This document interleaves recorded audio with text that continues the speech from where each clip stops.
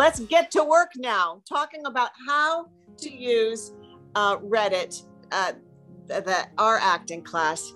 And the very first thing you need to do when you come to our acting class, there are 2 posts at the top of the our acting class.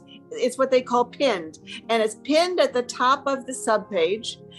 There are 2 posts. One is a welcome video, because I know some people are visually oriented, and I just talk about it. But underneath that video is a lot of information about the sub and about me and what my background is and how I came about what I teach. There's that. And then there's this post that says, read this post first. Start here, right? So that is where all of the very important lessons, written lessons are. I'll talk about video lessons and I talk about written lessons. The written lessons is where I started this whole sub. I started with I was thinking about writing an acting book, which I still need to do. If anybody here is a writer and an editor, I could use your help just to put my things together in a book form. But I would like you to start reading those in order. Okay, start from the very first one. And I think the first one is something about, is acting for me? Okay, because that's the first question that people always ask me. They say, should I be an actor? Is it feasible? And do I have what it takes to be an actor? Okay, and so basically that lesson is all about the fact that you can't know until you do it. You know, people that ask me that question, I say to them, well, okay, could I be somebody coming up to me and saying, could I be a champion tennis player? And I'm like, well, have you ever played tennis? No, I haven't. Okay, so then how in the hell are you going to know if you can be a champion tennis player if you don't even know if you can hit a ball, right? So what you got to do first is act. And you got to have somebody to help you learn what you're doing right and what you're doing wrong. If you want to be a champion tennis player, don't you need to take some lessons? You're not going to be able to do it just hitting a ball against a wall, right? You need to learn the craft. You need to learn how it's done. And so the following lessons are all about that. And there are a lot of them. There's like 60 lessons there. I just kept posting and posting because when I first started this, I was just sitting on set because I'm on set every single day. And a lot of times there's a lot of free time for me to be doing nothing because the camera's on another actor and I don't need to really pay that much attention to them, or they're changing the lights, or they're turning the cameras around. So I had all this free time. So I would just sit there and write these lessons about what acting is all about, and just taking it one idea at a time and trying to start from the very beginning and work my way up into how to become an actor. And that's what those lessons are all about. So you need to start reading those if you haven't read them yet. And right now, if you've already read them, you might want to go back because there's something very strange happening on Reddit. They've started to allow you to comment on old posts. It used to be that it was only 6 months and then they shut it down and you couldn't upvote it, you couldn't make any comments, and now you can. And I hope it stays that way. But if let's do it now while we can. Go back, skim over the lesson that you've already read, write a comment for that so that you can go back and look at what it really meant to you. What did you learn from that? Give it an upvote just to say, I've read this and I understand it, and this is what I learned from it. Okay, it's a way of taking notes, which you should be taking notes anyway. You all should have a notebook to and have it in some kind of an order. You know, put it in topics. Okay, here are all my notes on objectives. Here are all my notes on tactics. Here are all my notes on creating a character. Okay, if you're a good student, it will help you. It will really help you because you got to be a student before you can be an expert. That's the first thing you need to do, is to read those lessons. Now, to go along with those lessons, since I started doing Zoom classes with so many people, I've started editing video lessons, and they're all on YouTube. If you're going on a certain topic, look for a video that's about that topic, like if it says tactics or whatever. But if you just want to go through and watch all the videos, which is going to be good for you, go to my YouTube channel, subscribe, because when new ones come, then you get to be notified of it. Subscribe to the YouTube channel, and then click on videos. Because when you first just go to the YouTube channel, it only shows 4 or 5 videos. People say, oh, well, what is she talking about, all these video lessons? But if you click on videos, you're going to see all 60 of them. Okay, there's a lot of them. Scroll down to the very bottom and start working your way up, because I try not to be too repetitive in my videos. So the most important lessons are at the bottom, the basics. Okay, so go to the bottom and start working your way up, and work your way all the way up to the top. And starring in these videos are some of my wonderful, incredible Zoom students who you can really see them improving. I give them feedback, and they take the feedback and they get better. Now, how can that help you? Because you're going to be making the same mistakes they did. You're going to need to add the things that I'm telling them to add. It's going to show you how to deal with the words that you have to say, and how to create a character, how to start to be in the mind of your character. All of these things are so, so important. Does anybody here that has been around for a while would like to talk about what you learned from watching other people? I think one of the biggest things that I've learned watching other people is really understanding what you mean when you say that you can tell that someone isn't thinking their thoughts, or like when you tell us to be thinking our character's thoughts, and we say, yeah, I'm thinking this and this and this, and then you're like, well, are you really thinking it at your scene partner? Are you saying that in your head? And you can see that when you work with other people, the difference that it makes when they think they're just kind of thinking it to themselves versus when they're saying lines in their heads to their scene partner. And I think that's what made one of the biggest differences for me. Yeah, just to echo Maria's point, thinking the thoughts shows up in your eyes.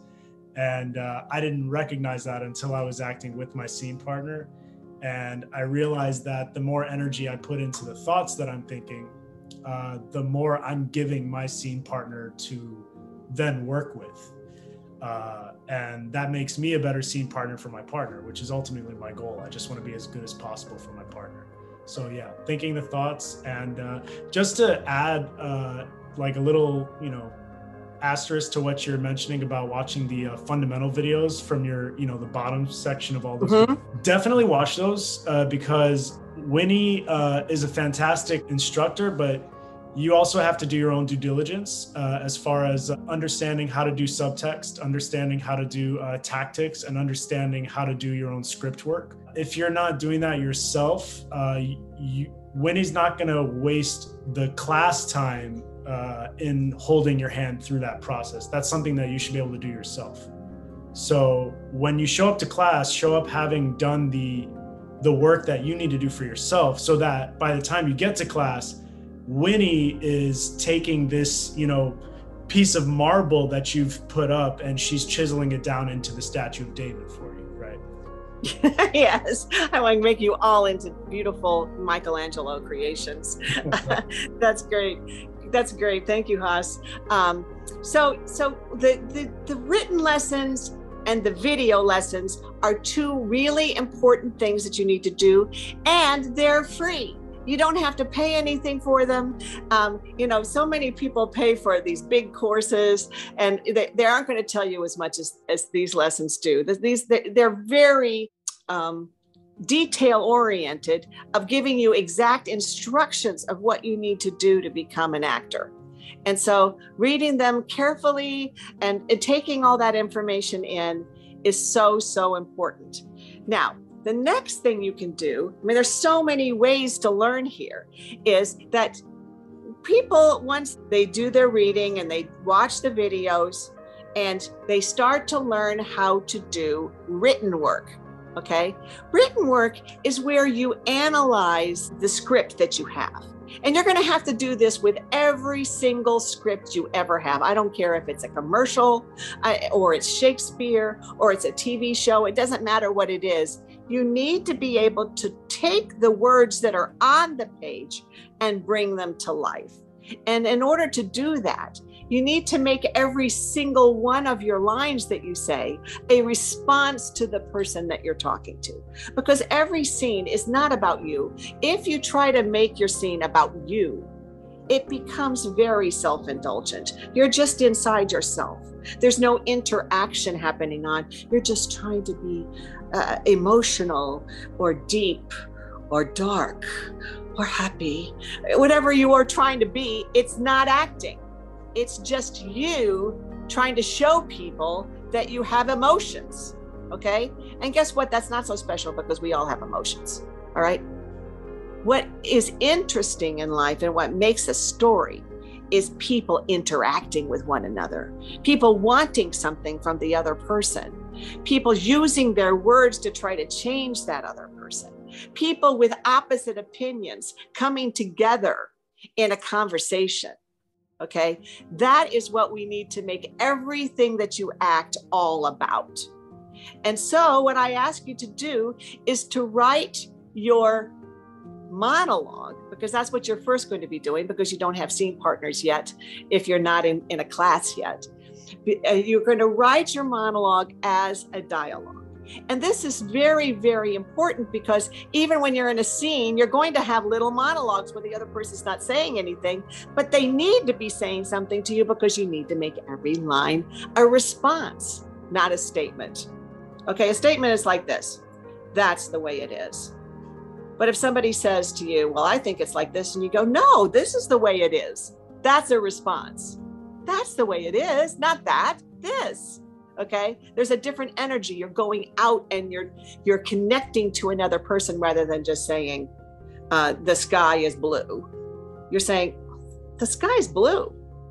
Okay, you're connecting to another person and you need to learn how to make every line a response. And so you need to give your character something from the other person to respond to. Why do we do this when the other person's not really saying anything? Because, okay, right now I'm looking at Haas, right? And I'm talking, and you could say I'm giving a monologue, right? But I'm looking at Haas and I'm saying, he's like going, yeah, I agree. So I know that he understands. But if he has a look on his face like he's confused, I'm going to try to go, well, that's because of this. And I try to clarify. It's always a conversation. There's no such thing as a monologue. And it'll say in one of my lessons about this, even when you're on stage alone and you're doing a Shakespeare soliloquy, there's always that imaginary other person that you're talking to, who, you know, when Hamlet's saying to be or not to be, that's the question. He's answering like, why are you so upset? Well, to be or not to be, that's the question. It's not just to be or not to be. That is the question. See, that's all statement. It's not interaction. You're always interacting with either a person who's actually there or a person who's you're imagining is there, and they may be really talking to you, or you just imagining what they're probably saying to you right now. And you're saying, I know what you're thinking, and don't you do that, right? And everything that you say is an answer. So the first thing you're going to do is learn how to write your monologue as a dialogue. Then we're going to move into dividing your monologue into tactics. And that is once you've decided what your character's objective is. There is one thing that you want from the other person by saying this. And it's from the beginning to the end of your piece. And you want to accomplish this. You want to change their mind. You want them to marry you, or you want them to leave town. There's something that you want, right? Now, you're going to try different ways of getting that. And that's what I call tactics, okay? I call them tactics because it connects you to that objective. How am I going to get this done? Let me try flattering them. Let me try insulting them. Let me try joking with them. Let me try flirting with them. Okay. Lots of different ways to get what you want. And sometimes it's not that easy to come up with a name for it. And sometimes it takes a few more words than just one action word. But what you want to do is look at those words and see, what am I doing to the other person with this sentence? What am I trying to do to them? And so you're going to divide your monologue into tactics. But what you were saying about tactics, I wanted to, I don't know, asterisk has that, like, even if you think you've got it and you write it all down, it's really helpful to have when you look at it. Because I guess I did a pseudo monologue with Maria, because Hamlet has a lot of chunks of text, and I thought I had it. And then we had a private lesson with Winnie, and it really helped me use a lot of the words better, respond to Maria's unspoken dialogue. That's important. You more than many other students that I've ever worked with, Chase, you seem to really comprehend the idea of making every sentence a response. You happen to be very good at that. I mean, you've heard me say it, and you are implementing it. You know, when I watched you do the Hamlet for the first time, that was, you know, even though sometimes you didn't get all the words, you weren't really using all the words, you were always responding. And that really made it so much more alive than many people do when they first start acting. So people should watch Chase's performance of Hamlet, because he really does do that. He makes everything he says an answer to whether it's something that he actually hears or something that he imagines that she is saying to him. And that's very, very important. And so you're going to divide your monologue into tactics. So once you've done that, you can then post it to me, and I will correct it. And that takes you a lot of my time. Okay. It takes me a lot of time. First of all, maybe I haven't read the play or seen the TV show or whatever it's from. I'm going to go look at it.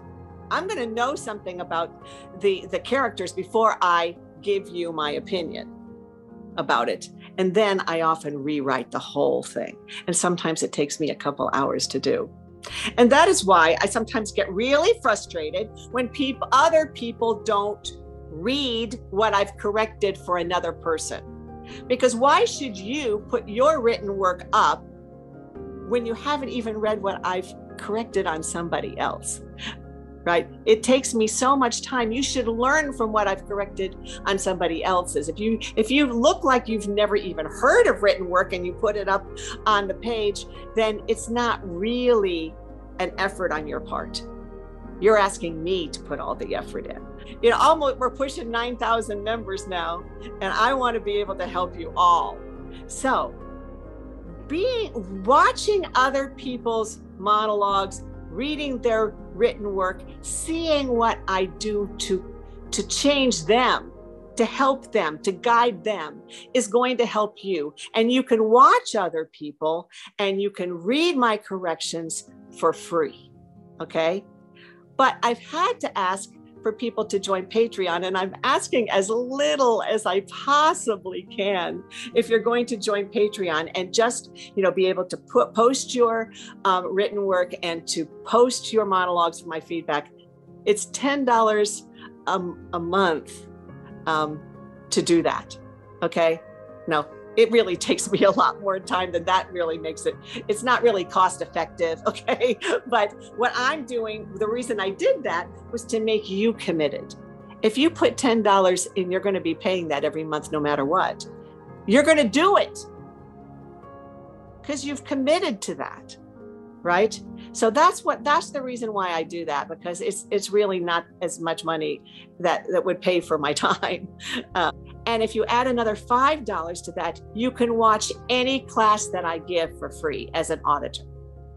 So for $15 a month, you can get all my feedback and you can audit 2 classes a week. Okay. And if I give any more classes than that, then you can watch those too.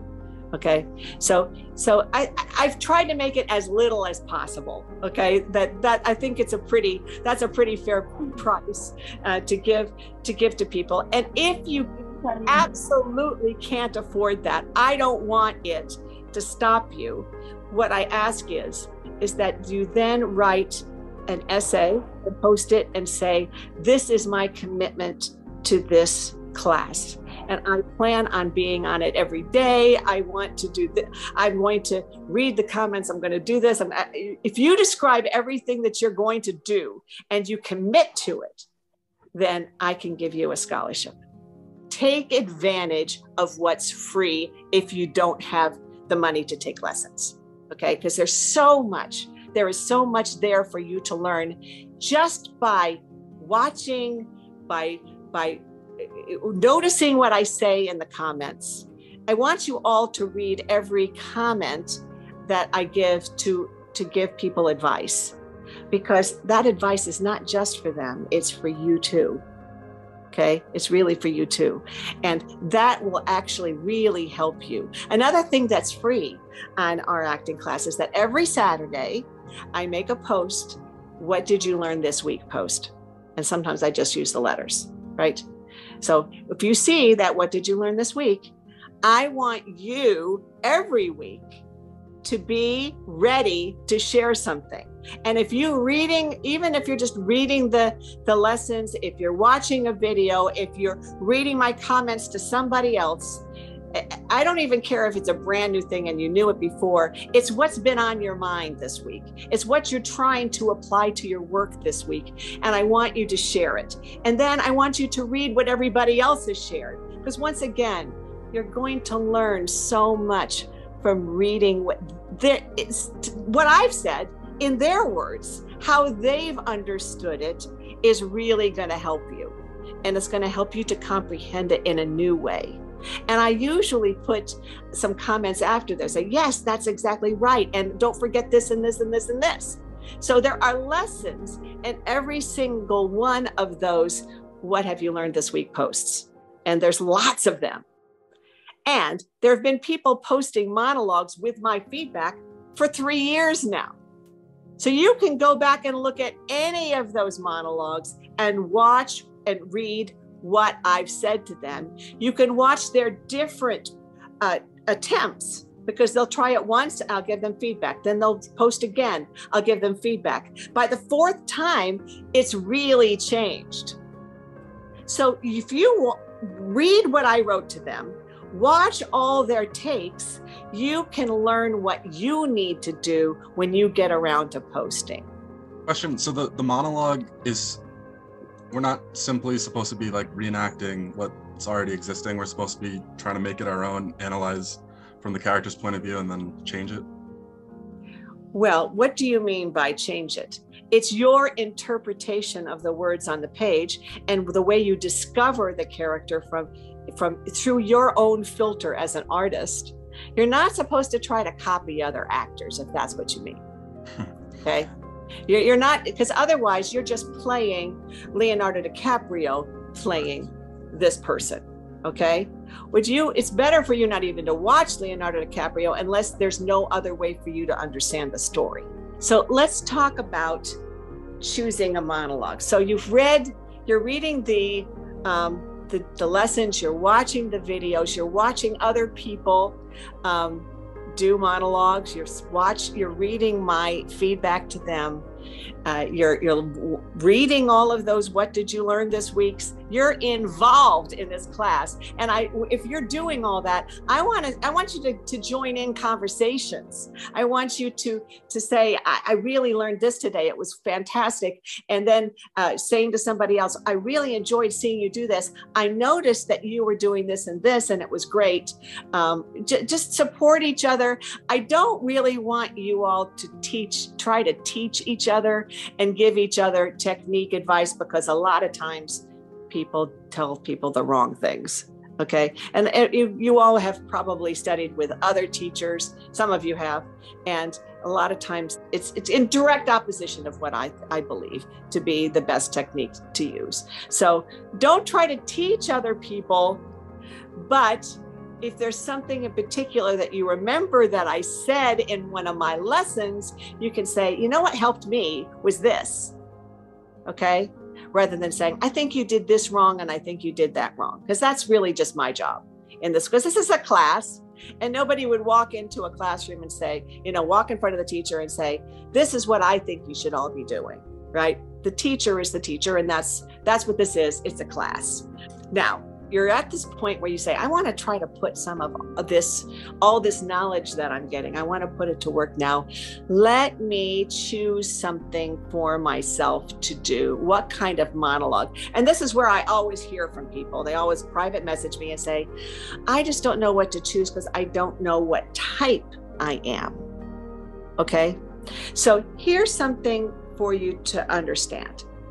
Your character looks like you. Okay, so that's the one thing that you really need to know about yourself. It really helps to watch yourself and to be in class and to watch all of the videos that we do in class, because you'll get to know yourself better. People who have been in class, aren't you getting to know who you are even better by watching yourself and saying, okay, I look like this kind of a guy. I look like I could be this age, or whatever it is. You get to know who you are by watching yourself and get to know what your little quirks are that you can use even more, because you are a unique vessel for whatever character you're playing. And so you need to choose a character that would look like you. Your looks are your asset, because they are what make you unique, right? Also your personality. The main thing is you got to play your age, okay? Whatever you're going to play your age. You're not going to play 45 if you're 20. And if you have a particular build, like let's say you're a big muscular guy, you're not going to play a nerdy guy most of the time, okay? You want to be able to incorporate, especially if you're choosing things for auditions, different aspects of your culture. It is a brand new day for diversity in acting. The more you have something unusual and different about you, the more people are interested in seeing you, and the more agents want to sign you. There's place for everybody in this business. Everybody. I'm not saying that you go pack up your bags and go if you're Caucasian and gorgeous. Now you still get to be in the business. But I'm just saying that if you're not that, you've got so many opportunities these days. And it's going to be great for you. So we just need to get your skills to match the fact that people are going to want to work with you. But if you understand that you can play anything, you're an actor. You're this person, but you could be, you could have a lot of inner turmoil. You could be very happy. You could be a murderer, or you can be a saint. You can be any of those things. As long as you are in the right physical category. Do you understand what I mean? Just size, age, gender, whatever you want to play. And nowadays, even the gender is, people are casting non-binary actors in both roles. It doesn't matter anymore because they're interested in that. That's interesting. So we'll start talking about how to choose material and how to start to attack that whole process. I have a post that has a lot of links to different places to find monologue. Okay, so you can go and look there. Also, watch TV, people. That's where you can mostly get your ideas. Okay, the shows that you love are the shows you're going to love to be in, right? So this is the way I take material off of the TV. And you can also take a scene and make it into a monologue, as long as you can take out the other person's lines or say some of their lines from your character's point of view. It just has to make sense without the other person talking. Here's how this is my great new way of finding scenes. I'm watching a TV show and I see a great scene for one of my students. Okay. And I will pause the stream. Then I put on the subtitles. I get out my phone and put on voice activated. Okay. So I pause and I read the subtitles off the screen into my phone. And then I push the pause button and go to the next line, then read it into my phone. It goes pretty quickly. And then you have to go and correct it and put it in the right format and all that. But it can really help you find stuff, because when you're watching TV and all of a sudden you go, this is a great scene, I would love to do this scene. And then you just write it down, okay? Then you need to do the written work that I described, writing it into a dialogue and writing it into a tactics. And then you need to record it, okay? And so now I'm going to talk about that. How do you record your monologue? Use your phone or a camera or whatever you have. You really need to get yourself a tripod. And some people use the light rings around on their tripod so that they make sure that they have enough light on their face. You don't want your face to be all in shadow, right? So to start off with, you can just use a light ring. Eventually you want to get a backdrop so that you don't have all of your laundry and hair dryer hanging on the wall and all that, so that you can eventually just have a gray or something that's complementary to your skin tone. The color. You don't want it to compete too much with your face, but you want to make sure that you're close enough, because your first monologue that I saw, Sean, you were this big, right? you see, you're this big. Now, how am I really going to see your facial expressions?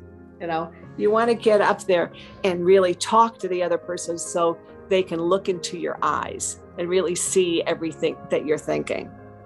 You want to be well lit. You want the sound to be good. You're going to tape it. Now, you can watch yourself back and say, okay, Winnie's going to say this and this and this, because you've read what I've said to other people, right? You have a pretty good idea of what I'm going to say is good and what is not going to be good. Do it again. Try to teach yourself a little bit in the beginning.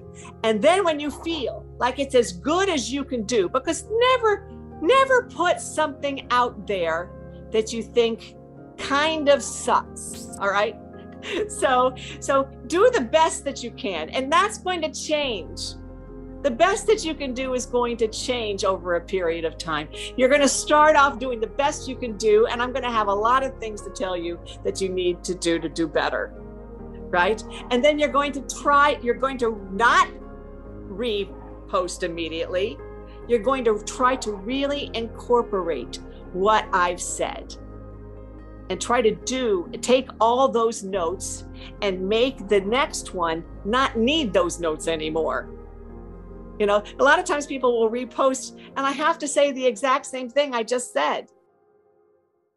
So don't do that, right? Do the best you can so that every single time you post, it's going to get a little better and a little better and a little better.